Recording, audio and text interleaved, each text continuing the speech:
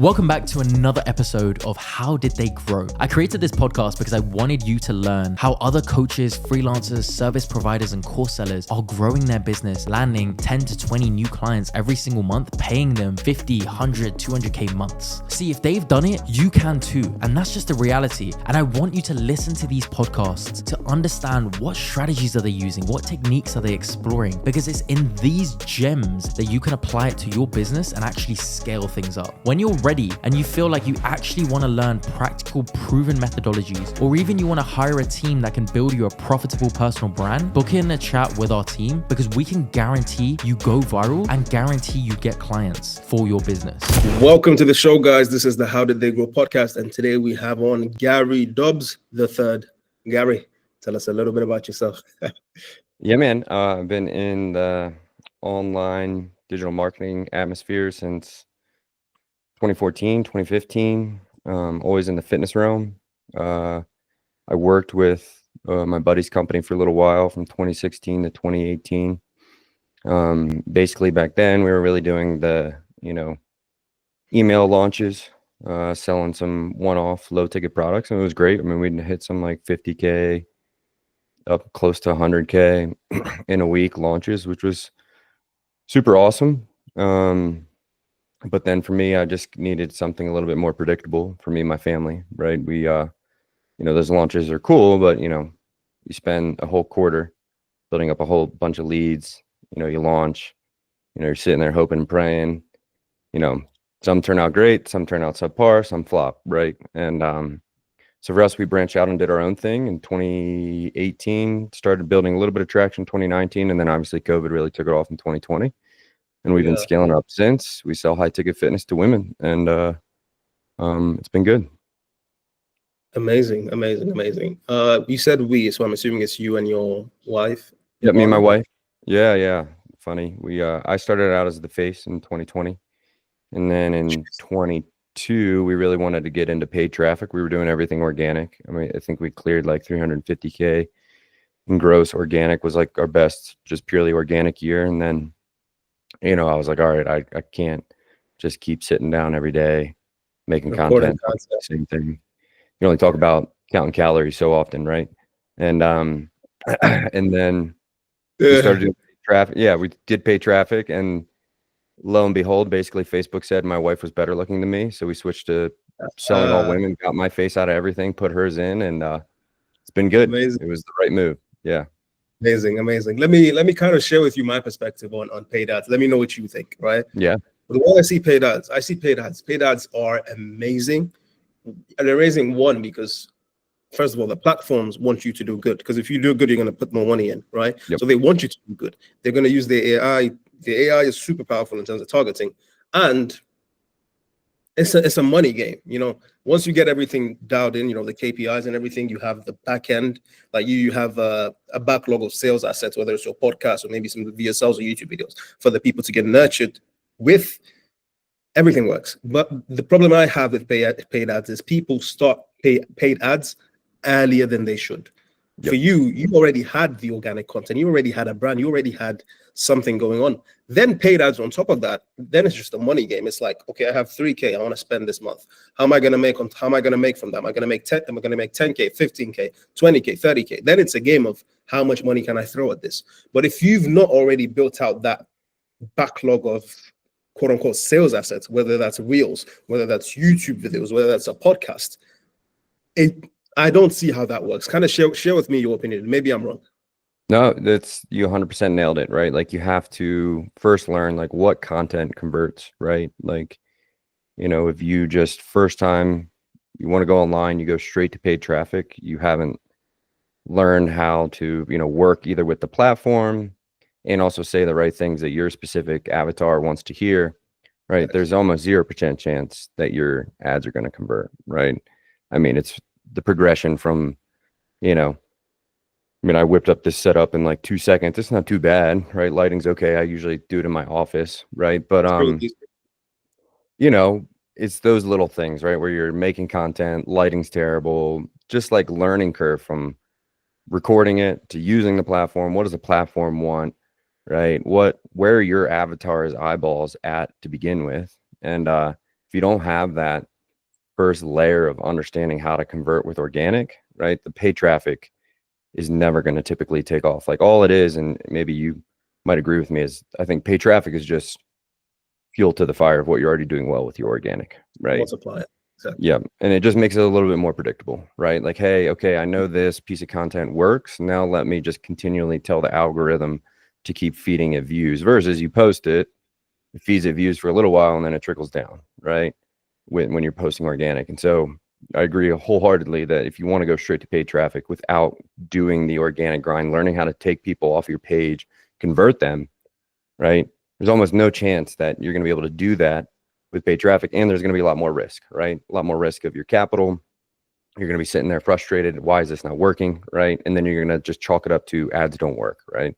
Yeah, I think that's where anyone who says ads don't work, I think that's what's happened to them. They've had this crazy experience where they thought, oh, I'm just gonna put 2K in and I'm gonna get 15K, you know. Right. They didn't do all the work. And the thing with ads here, ads is just one part of the puzzle, because these people are cold leads, right? You have to take them through this nurturing process to a point where they trust you. So you have, like, it's such, for me, I think it's really beautiful, the whole process of just engineering the KPIs, the nurturing assets, you know, the whole process of getting them from seeing your ad, clicking your stuff, signing up, opting in, watching some VSLs, getting them back, reverse, not retargeting ads, but quote unquote retargeting them with your content, pushing everything to the point where they hop on a sales call. And if you do everything well, you could be, I mean, if you've got good closes and everything, if you do everything well, you could be at 30-40% in terms of sales from call. Yeah, 100%. Exactly. I mean, we last month of all calls booked, we hit 28% close. So that means whether they showed on that first call or not, right? And then of all that showed, I think we were at like 36% of Exactly. all calls showed. Looks like I'm freezing here. Yeah, it does look like that. You still there though? Yeah, I'm here. No problem. Editor's gonna cut it. We do have high-speed internet, so it shouldn't be freezing like that. Maybe it's the camera. Just probably the camera, because I can still hear you. Switch the camera real quick. Yeah. It's to freeze me again. Right now I can't see you. Like there's no picture. It's just okay. Good. FaceTime camera. Let me try the cam link one more time. Perfect. I think. Sorry, big guy. This actually doesn't usually ever happen. No, you're still frozen, man. Yeah, I know. I can either do the regular cam. Give me 1 second. Yeah, it's not too shabby, in it. I'm using my camera as well. Let me just restart the cam link. Sorry. This actually has never happened to me before, frozen like that. It is a first. What were we even speaking about? Talking about paid traffic to organic, and then add closing work. Yeah. If you do everything well, how high your closing rates can get. Yeah, it was on 36%. Let me pull up 36% is amazing, by the way. You have a team of closers, right? You do closing. We still do. We have ran through a couple closers. It's currently what we're working on the most right now is how can we set up our funnel that the person comes in even more bought in, so a closer can close them, right? Not have to build up so much rapport. Sorry, I'm good. Hopefully, if that happens again, I'll just stop. It's good using the cam link. Yeah, closers. Yeah, we're still. I mean, that's in our realm, and this is kind of pretty much the standard. Is like a lot of people in our business are having a tough time getting closers to really do well and stick around for a while. There's a lot of churn in closer. But anyways, we can keep going. Pick back up where you're at. Sorry? I'm saying you mean they lead? You want us to start at 36%, right? Let's go. Okay, so I just finished what I was saying, and you said I don't know if you're closing. Recording still. Yeah, we'll start wherever you want. I didn't pause it. So let's just start at 36%. So you just go ahead. You said you were closing 36%. Yeah, man. You know, we closed like 28% of all calls booked last month. So that means whether they showed or didn't on the front end, right? And then we closed 36% of all calls booked, whether they should or of all that showed, right? And so with that, right, like it's not, the ads are getting them in, right, and they're getting them in at a predictable clip. But after that, right, it all comes down to like, how are you nurturing them, right? How are you building them up? Yes. Everything comes down to, for me, and I don't know if you feel the same, but it's all about getting them to watch long form content or listen to long form content like this podcast, right? Like short little clip reels aren't going to do it, right? That at least what gets them in, attracts them, Exactly. right? Gets them to kind of stake their claim with your message in your tribe. But then once they kind of want to absorb more, it's all about that. Again, organic content, right? Like what are the assets that you've made? And when I say assets, things that you can keep reusing that keep doing the selling for you. And so I think everyone's different too. I think in my realm, right, so many people want to promote a very specific way to warm people up, right? Like make a VSL. If you don't do a VSL, do it on YouTube, whatever, right? And for us, what we realized, like it all comes down to like, how does your specific avatar like to consume content, right? Like that's men true. Men are much more inclined to watch long form videos, right? That's Show true. me logistically how it pans out, right? Yeah. Women, for us, we sell women for our fitness business, and for them, they just don't absorb long form content as much, right? You look at the user of YouTube, right? It's typically more skewed much more towards men.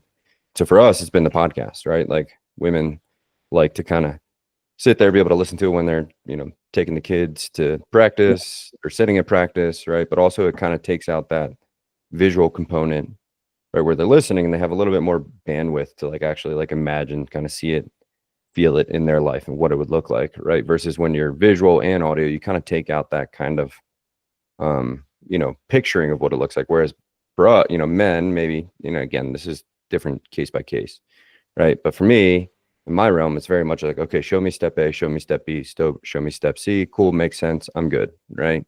And so it's just really, again, coming back down to you got to have great organic content to make ads work, warm them up, but also warm them up in a way that they like to be warmed up and consume content. Yeah, definitely. I definitely do agree with you. And the way I like to see it is like, whether you're doing paid traffic or organic content traffic, which is kind of what we do, it's just two different funnels, right? Yep. They both work. It's just two different funnels. You could do organic content and get 1 million plus views in a month, right? And these are people who are going to come back to you, supposedly, right? Or you could do ads, and these ads are going to people who are, they are interested. So like these people, they might just be, the 1 million people might just be, okay, maybe, but these people are interested, but they're not warm. But these people are maybe on the fence, some may be interested, but they're warm and they're going to keep getting warm. So it's just little nuances. Which one do you think your ICP is more likely to, and what by ICP, I mean ideal client profile, by the way. So which one are they more likely to consume? And as you said, I think a lot of people don't pay attention to that. A lot of people don't pay attention to the fact that men actually do like, okay, this is what's going to happen. This is going to happen. I'm going to get this. Okay, let's hop on a call. Women naturally like to be nurtured, like to be, massaged into it easily. And I think that's a very good insight. While we had a little transition, you were speaking about closes churning. Kind of break that down. Yeah, I mean, for us, I think there's each time we kind of go through a cycle of hiring somebody, right, for that closing position, we learn a little bit more, right? And, the reality is that's not a role that you can take lightly, right? Like it's the lifeblood of your company, right? Yes. And so, each person that we try, we've learned a little bit more. It's like the 4 things that we really kind of look for now is, do they have product fit, meaning like they understand what it is that we sell, right? Do they have market fit, which I think is almost the most important, right? Meaning like if you're not going to be talking to the owner, like does the person embody who you want to be, right? Definitely. Like, for us, like we sell, women 35 to about 50, 55, right? And if it's not the face of the business that they've been warmed up to, right?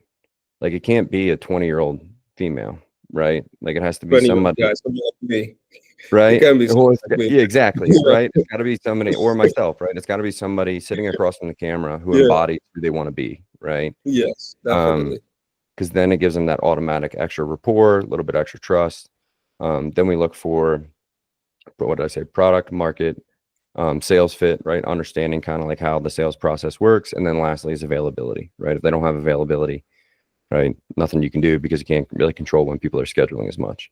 So that's really been for us is the what we're looking for. And then the churn too, I think what we've realized is like we need our systems to be even better to get the people bought into the method much more before the call, right?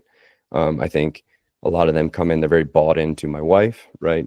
You know, going to her social, looking, you know, seeing her reels and her content, and not so much the method. So when my wife gets on, it's much easier to sell because they're kind of bought into her, right? So we're trying to flip the script on our end, like, okay, why is this churn higher, right? Why is it harder for them to close? You know, a closer is never going to close as well as you. You kind of have to expect that. You also can't let the closers kind of get beat up all the time, right? You really have to, you know, you need them to almost feel like they can close anyone. And the only way they're going to be able to close anyone is like if that person comes in really bought into the method prior, right? Because if I convince you, right, like Russell Brunson, if I convince you that, you know, funnels is the best way to grow your business, right? Better than websites. If you're wholeheartedly convinced on that, the next logical solution is to purchase ClickFunnels, right? You're not necessarily saying like, oh, I got to talk to Russell Brunson. I need to, you know, he needs to be on this call, so on and so forth. And so that's kind of what we're, you know, trying to bake into our paid traffic right now because they come in cold, right? And so we're actually trying to extend our sales cycle, which is not typically what most people try to do. But if we can get them more nurtured, get them more bought in, right? It's just going to help the closer, whoever we hire next, right? Come in much more like feeling like they can sell anyone, right? So that's really just kind of where the churn's been, is, you know, the first few iterations, you know, not getting the right person, you know, not sitting across the camera from, you know, a good market fit. But now kind of this last one that we tried, she kind of checked those boxes pretty decently. But she just wasn't ready for, you know, how beat up you can get when you're in that closing position. Definitely. It's not an easy position, especially it's definitely not an easy position. I can tell you firsthand. I hope you're enjoying this podcast. I hope you're taking notes. I hope you're learning so much practical wisdom because that's what I really wanted from this podcast. Now, I just want to quickly say, if you're looking for a team that can actually help you explode and go viral with your personal brand with proven methodologies, I say this because I've been doing this for the past 5 years. We've got a team of 30 people who are ready to go ahead and explode your brand so you can get clients begging to work with you. Have a chat with one of our advisors. You can book in a chat using one of the links around this video because that chat might just change your life. I like what you said about first of all, let me ask you, what are you doing to fix that right now? So we are good question. So we're changing up our lead form funnel a little bit. We are really pushing. We changed what we're getting them to opt in for. We're getting them to opt into a 3-part podcast series. We kind of threw that out in kind of like our, you know, if somebody books a call, then it sends them the podcast to listen to. And it's been getting prospects on the call super warm, right? My wife just closed one right before 10 minutes before you and I got on this. Only took 45 minutes. She was super bought in, listened to the podcast, was basically ready to go, right? And so instead of it being after they book a call, we're putting it on the front end. It's kind of like the lead magnet. So that way they watch it. Yeah, so we're only like a week in, and then we're changing a few things on, you know, how we have Meta, kind of what is Meta looking for in our ads. We're kind of changing a little bit of back. We had a little bit more pre-qualification on the front end that maybe took too many people out of the funnel. We're kind of putting the pre-qualification more towards the back end once they're ready to book a call. And then if they submit and they book a call, that's what Meta's going to go and look for in the lead. So we're going to essentially let more people in on the front end so we get more people to nurture, right, through email, through text, through DM, retarget them, get to our page, right, retarget them with a bunch of testimonials. But then they're opting in for that podcast. So hopefully they kind of go in more on the front end, more ready to listen to it, look for it, versus on the back end after they book a call. Exactly. Yeah, exactly. I think that's definitely smart. You know, it's like give them the podcast as a lead magnet because that way, that's what they're signing up for. So it's like they're begging you to get nurtured, right? And they've also opted in. So they've also opted in.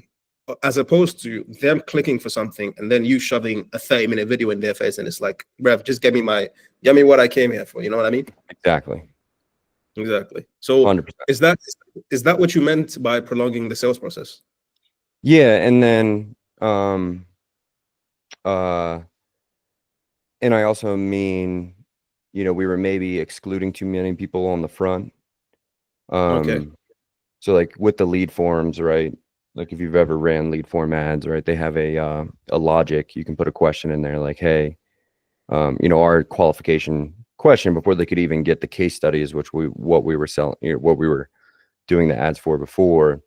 The first question before they could even submit their info was like, hey, are you potentially interested in hiring a coach? Like they could only answer yes, I may hire the right coach, or no, I'm just looking for information. So if they click no for information, they're kicked out of the funnel. We don't get their information. We can't nurture them, right? And so it's worked well on cutting down on total volume and getting people through that are qualified, right? So after they opt in for the case study, then it would send them to our coaching page. Then they could book a demo off the coaching page. So we would get a lot of self bookings from that. But that also means that there's a lot less people that we could maybe be nurturing a little bit longer, extending that sales cycle, retargeting a little bit more. Maybe if they're not listening to the podcast right away, we can get them to listen to it later, right? Yes. And so that's kind of, those who go in straight to self-booking, they're a little bit more ready to purchase now, right? And we said that was one that we just sold a second ago.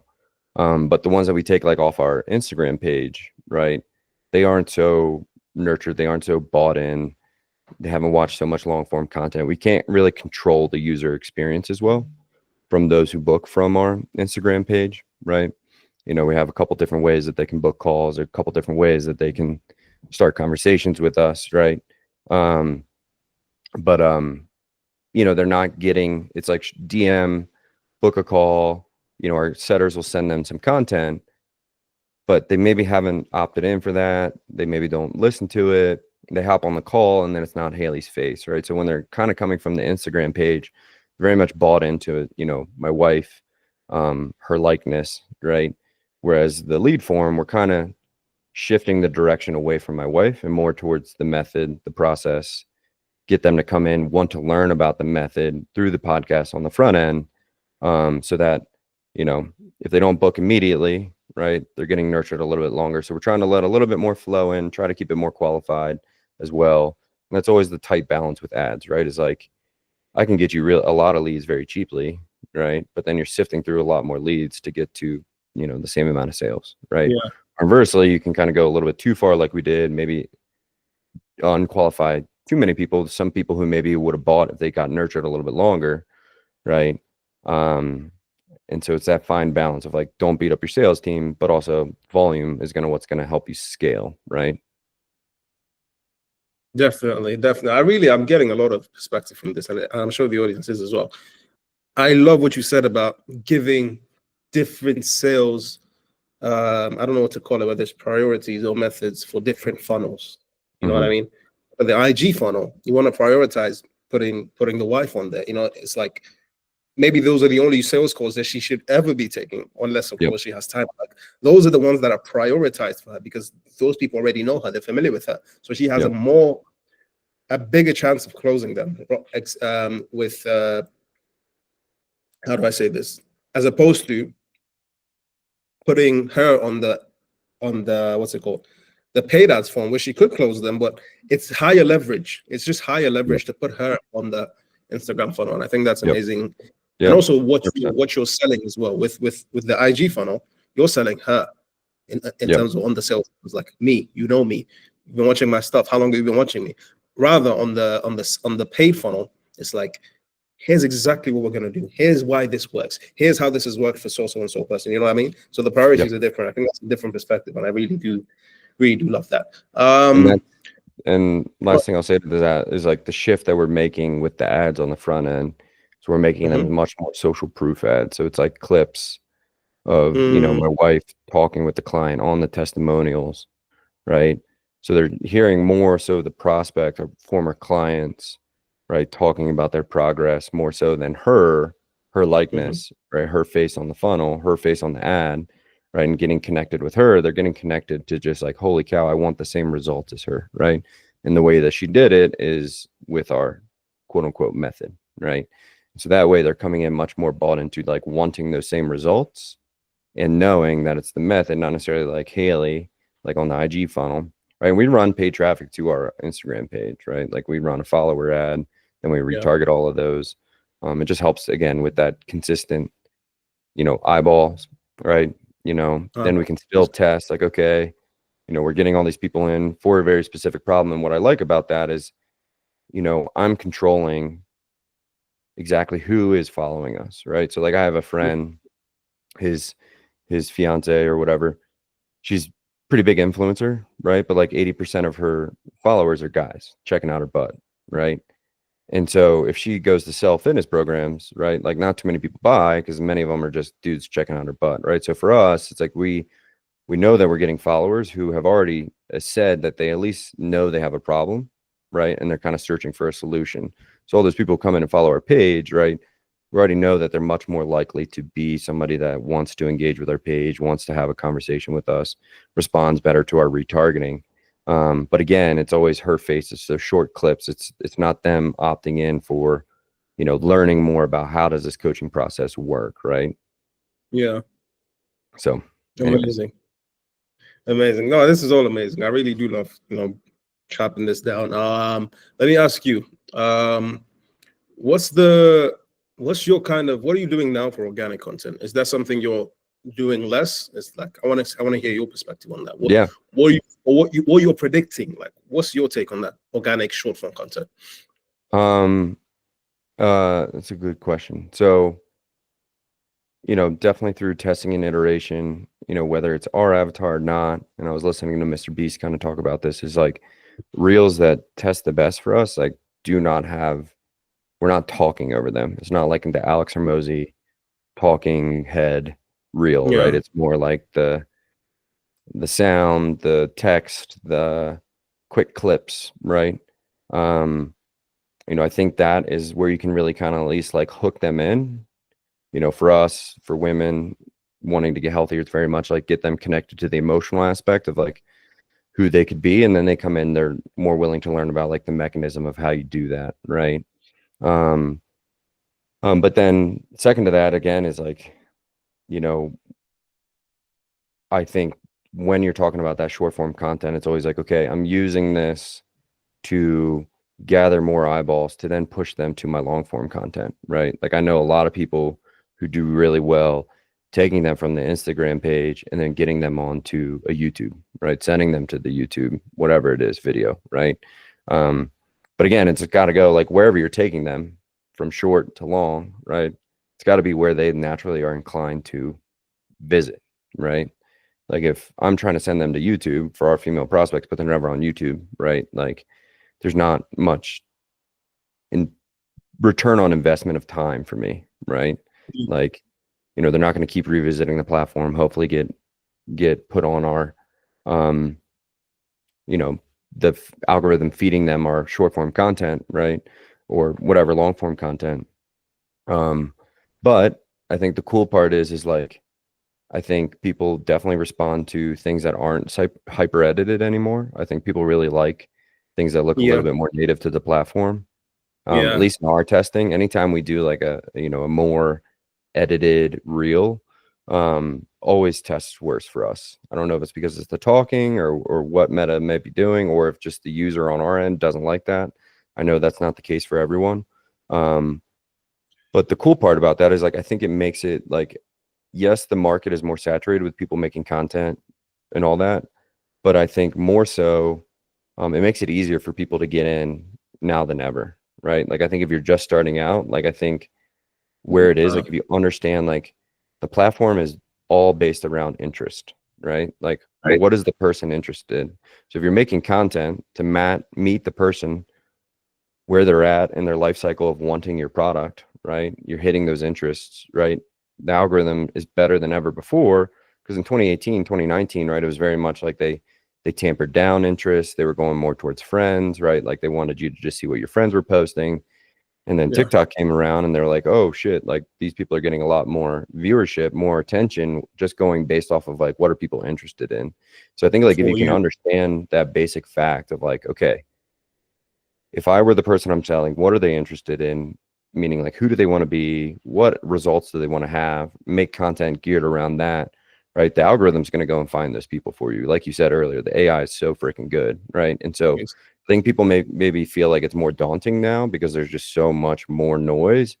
But at the same time, I think it's easier because I think the platform rewards more of that native looking on platform content more than ever. And the algorithm is better than ever as long as you understand like you're making content based off of people's interests, not just what you want to hear, right? And I think that's when people are first starting out, trying to get to that first 10K month, right? Like you help them with your business, right? Is like so many people come in and they just want to make content about like what they're interested in. It's like, well, if you're interested in it, but the people you want to sell aren't interested in it, it doesn't matter, right? It's going to fall on deaf ears. And so I think if people can kind of understand that basic fact of how the algorithms are working, everyone's gearing towards interest, right? Like that's not going away, right? It's the new TV. People spend more time scrolling than they sit there watching TV, right? Yeah. And if not, they're scrolling in between commercials. And so why don't they watch the commercials? Because the commercials aren't geared towards their interest, right? They go back to the platform, they put up their phone while commercials are going on because then they're seeing stuff that are fed their interest, right? Exactly. So I don't know. Do you feel like that answers your question? Definitely. I feel definitely. And that's exactly what it is. Which is why when you said the editing is no longer the main part. I mean, your video has to look good. Forget that's not what Yep. that's not what we're talking about. We're talking about the hyper editing or banging, graphics in your face all over the place. Yep. That stuff doesn't work because if you're what works now is the interest, which is why the most important thing with content these days, what makes content perform. You've probably seen this if you scroll around content a lot, is the script.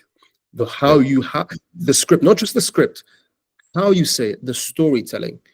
That's a word that's been going around a lot. How you're saying it, because like you could easily just go in ChatGPT and say, "Okay, give me 5 content ideas." Those ones usually we know when you see a ChatGPT script, right? But if you're using a script that is, it doesn't even necessarily have to be handwritten. AI can help you, right? That's not the problem. But like, it's targeting one person, solving one particular problem. I'm telling you, man, you don't even need to get thousands of videos, thousands of views on your videos. If you're talking to one particular person solving one particular problem and you're putting out content consistently, it doesn't even have to be every day. It could be twice, it could be every other day, 3 times a week. You're doing that, and then you're funneling them somewhere to where they can consume long form content, whether it's YouTube, whether it's a podcast. That's all you need in terms of the funnel. Attention, nurturing, then you get them to book a call. Now, when you have this set up, you just throw money at it in terms of ads. You just throw money on the ads, track the KPIs, make sure everything's working well. And like that, you've built a business, my friend. You know what I mean? Yeah, exactly. It's the best way to start a business ever, right? I think exactly. And not only to start a business, but to scale a business, right? Like in no other time in history, if you have a brick and mortar, right, you only got a 5-mile radius of people that want to come to your spot, right? And so you can't force people to come into your store, right? Whereas with social media, right, like you can force yourself in front of their face, right? And that's kind of the cool part. And I think, for you, scaling them up with organic, like you said, is like you got to learn that first basis of like, how can you convert people with your content, your likeness, the messaging that you're doing, the story that you have, right? Because everyone's different, everyone's different. And if you try to be someone else, you're not going to do it well. But if you're being you, and that's exactly what, it's funny because our little catchphrase is find your authentic voice. We pull you out. Maybe you're even shy to be you. There's this lady who was a corporate mystic, right? So we pulled out that mystic. We said, no, we're not going to bring this down. We're going to shine this. And it's like, be you, whatever it is that you are, be that. We're gonna help you. We're gonna be the rocket fuel to get you to as many people as possible. And you just be you, provide your value. It's a done game from there. You know what I mean? Definitely. This has been really amazing. Let me kind of ask you, where do you see yourself in 2025? You and the business and the brand, and what's kind of the goal? Yeah, great question. For us, right now, it's much less. I would say like the past 4 years, it was always like hungry to scale. Okay. And I think for us, like we just had our first kid, and Amazing. yeah, man, super excited. We want to definitely have a few more, and so now it's more, how do we make the business work for us as a family, right? Like, and that's kind of where we're, having to shift a few things. Maybe get my wife to step back a bit, and kind of change. We've gathered a lot of expertise, right? Like I think where I'm at is especially in the fitness realm, right? I think Yeah. I know how to run paid traffic better than most. And so I want to kind of help those people who are, at that place where they know they can sell people organically, right? But then help them come in and build out a predictable revenue model for their fitness business. I even just people in our own mastermind who are Amazing. running paid traffic, I go and look at their stuff and it's just terrible, right? Terrible in the sense of like the ads that they're making, Yeah. or what they're doing with like the tech on the back end, making sure Meta's getting the data that it needs. And there's so many holes there. So that's kind of where I see myself going in 2025, is really helping fitness professionals. Yeah, create a little bit more, because that's where we were, right? In 2022 is like, look, Yeah. the organic stuff's great. It's hyper profitable. Don't stop that, right? But if I want to take a week off from making content, right? Like, how can I still have sales coming in? And that's kind of my That's cool. passion, is that piece. And so in 2025, I really kind of see myself helping more people where I was, just kind of get to this spot where they feel comfortable with paid traffic, they understand it, and help them break away from this notion that an agency is going to come in and solve all your problems, right? I see people get burned time again with ad agencies because they don't know your avatar as well. They don't know your story as well, right? They're trying to copy and paste a bunch of the same stuff for everyone, right? And then as soon as if they leave or something goes sour, right, now you're left here being like, well, I don't know how to run the platform. Like, where are all my leads going to come in, right? And so people like to build out paid traffic, but then they kind of, it becomes a crutch in a sense that they're like so reliant upon it, but they don't know it. And so as soon as something breaks, like they panic, right? Everything's too emotional when they're doing that, right? And so, so many people want to do the agencies. It sounds nice, done for you. We'll come in, we'll make you millions of dollars. But the reality is like, that's your revenue stream, right? Like, name any other business that you know of that the owner doesn't know better than anyone else how they make money, right? Like, Exactly. if the agency is the one who does it all and you don't know how it works, they own your business. You don't own your business, right? Like, you are not owner of your revenue model. And if you were to go to sell to anyone, like a real, somebody who really knows business, they come in, they see how shoddy it is that how this works, right? Like, they're going to be like, no way I'm going to purchase this business from you, right? You don't even know how your